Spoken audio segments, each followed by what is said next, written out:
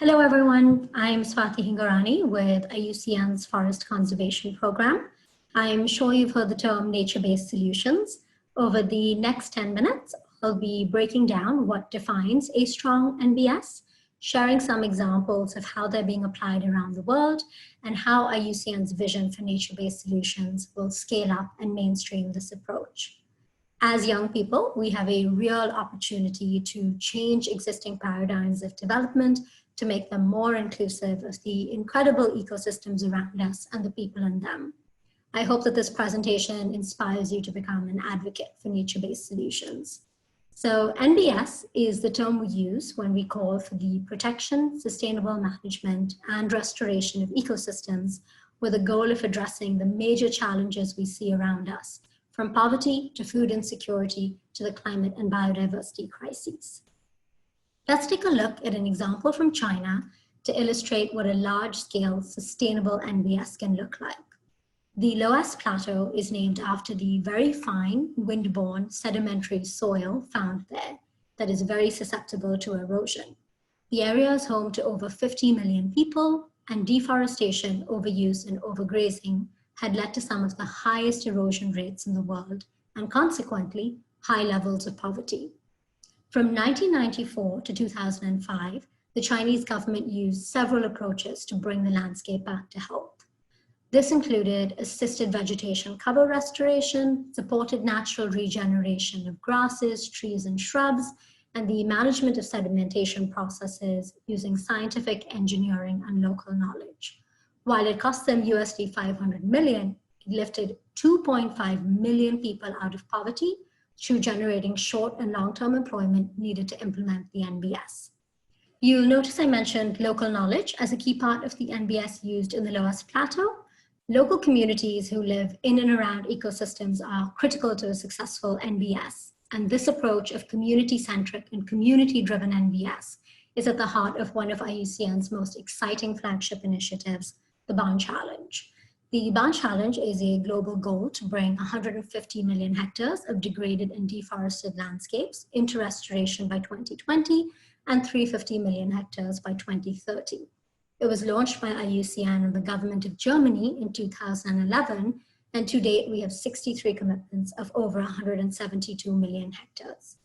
The Barn Challenge is underpinned by the forest landscape restoration approach, an NBS we started developing in 2000.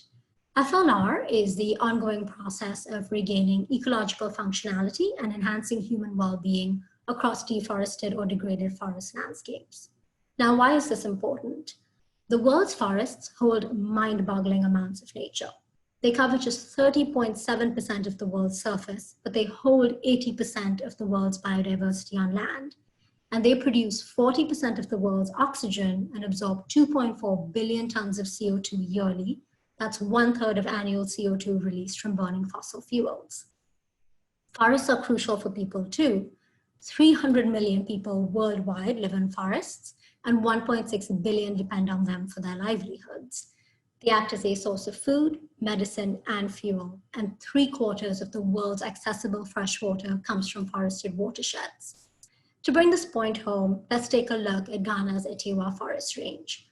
Here you can find 415 species of birds, 149 species of mammals, and 656 species of plants. The forest stores 9.3 million tons of carbon, and it brings huge benefits to the local community living around it and the region. Its timber is valued at US 40.6 million per year, non-timber services 12.4 million USD per year, and farming is valued at 9.3 million USD per year.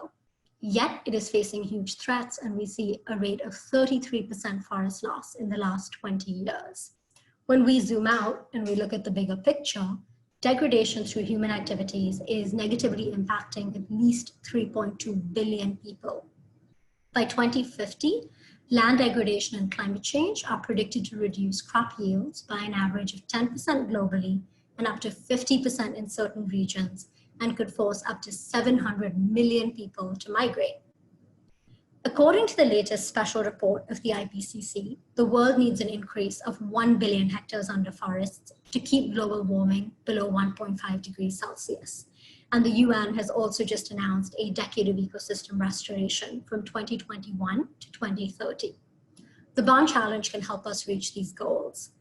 From a subset of just 5 pledge countries, we know that already around 45 million hectares are under restoration, and that over 350,000 short and long-term jobs have been created, and there's potential for 1.38 billion tons of CO2 sequestered.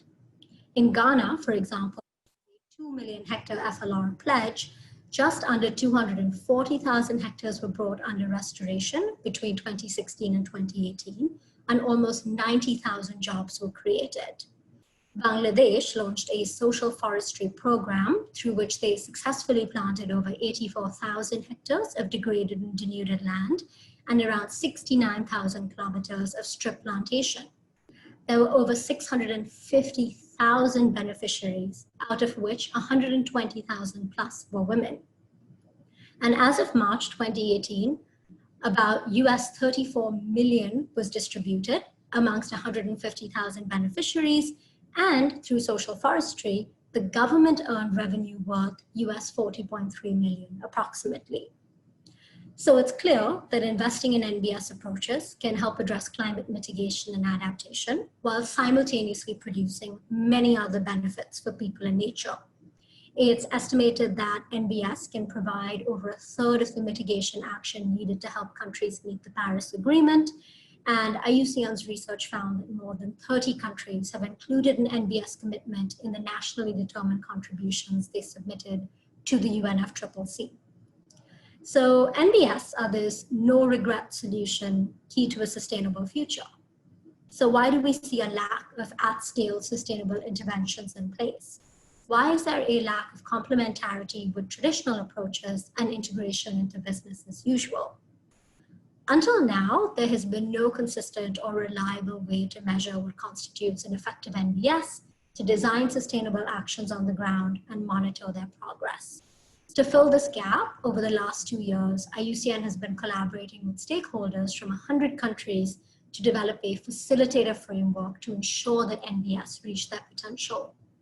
The IUCN Global Standard for Nature-Based Solutions is going to be launched on July 23, and it's going to be the first ever tool that translates the NBS concept into targeted actions for implementation, reinforcing best practices to protect, sustainably manage, and restore natural and modified ecosystems.